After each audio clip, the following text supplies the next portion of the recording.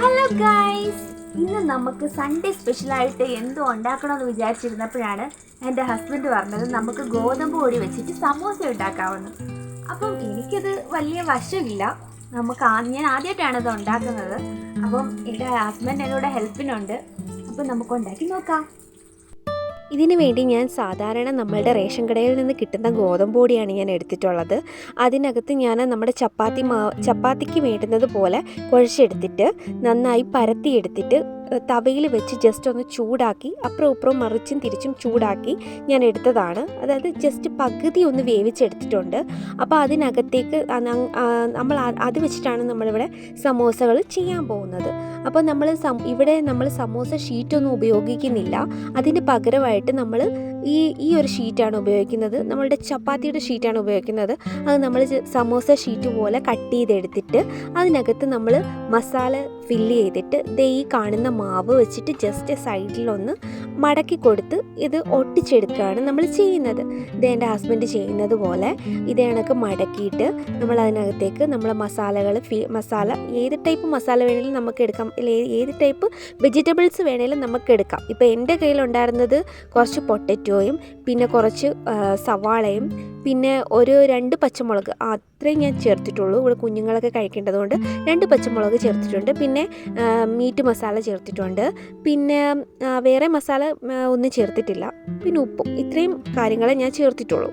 അങ്ങനെ അത് മടക്കി ഇതേപോലെ സമോസകളായിട്ട് എടുത്ത്, ചിലതൊക്കെ സമോസകളായിട്ടുണ്ട്, ചിലതൊക്കെ സമോസ പോലെ ഒന്നും വന്നില്ല. അത്യാവശ്യമൊക്കെ ഒന്ന് ചെറുതായിട്ടൊക്കെ ഒന്ന് മടക്കിയും തിരിച്ചുമൊക്കെ എടുത്തിട്ടുണ്ട്. അങ്ങനെ നമ്മൾ സമോസകൾ എല്ലാം ഫൈനലി എല്ലാം ശരിയായി. അങ്ങനെ നമ്മളിതാ ചൂടായ എണ്ണയിലേക്ക് നമുക്ക് ഓരോ സമോസകളും ഇട്ട് കൊടുക്കാം. അങ്ങനെ അതായത് നമ്മൾ ഒരുപാടങ്ങ് ഡീപ്പ് ഫ്രൈ ചെയ്തെടുക്കേണ്ട, കാരണം ഉള്ളിലുള്ള മസാലകൾ നന്നായി വെന്തതായതുകൊണ്ട് നമ്മൾ ചപ്പാത്തി ഇത് മറിച്ച് തിരിച്ചു ഇട്ട് വേവിച്ചെടുത്തതായതുകൊണ്ടും നമുക്ക് ജസ്റ്റ് ഒന്ന് മുറിച്ചെടുത്താൽ മാത്രം മതി.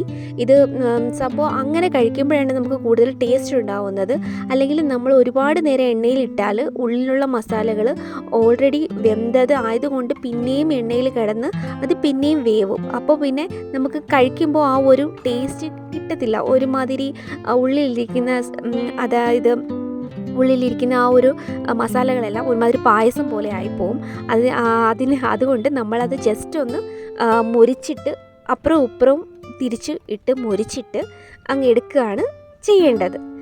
ഇതേപോലെ ഞാൻ ഇത് ഒരു സൈഡ് മുരിച്ചു, ഇനി മറു സൈഡ് മുരിഞ്ഞുകൊണ്ടിരിക്കുകയാണ്. ഇതേപോലെ പപ്പടം പുള്ളി വരുന്നത് പോലെ അതിങ്ങനെ പൊള്ളി വന്ന് നമ്മൾ കടിക്കുമ്പം നല്ല കിറിയേന്നിരിക്കും. ഫൈനലി എൻ്റെ സമോസകളാണിത്. ഞാനെന്നല്ല, കൂടുതൽ എൻ്റെ ഹസ്ബൻഡാണ് കേട്ടോ സഹായിച്ചതൊക്കെ കേട്ടോ.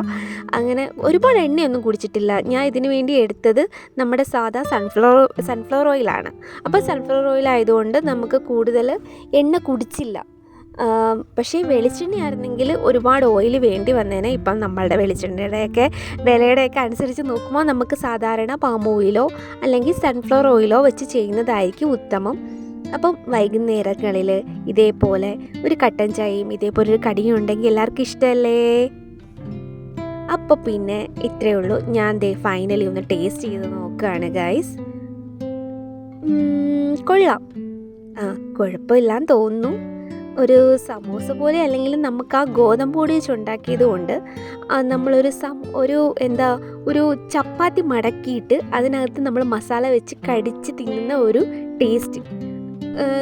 സെക്കൻഡ് ഞാൻ ടേസ്റ്റ് ചെയ്ത് നോക്കുമ്പോൾ നല്ല ടേസ്റ്റായിട്ട് തോന്നി. എനിക്കിഷ്ടപ്പെട്ടു, നിങ്ങൾക്ക് ഇഷ്ടപ്പെടുമെന്ന് വിചാരിക്കുന്നു. അപ്പോൾ എൻ്റെ കൊച്ചു വീഡിയോ ഇഷ്ടപ്പെട്ടിട്ടുണ്ടെങ്കിൽ ലൈക്ക് ചെയ്യണേ, ഷെയർ ചെയ്യണേ, കമൻറ്റ് ചെയ്യണേ. ബൈ.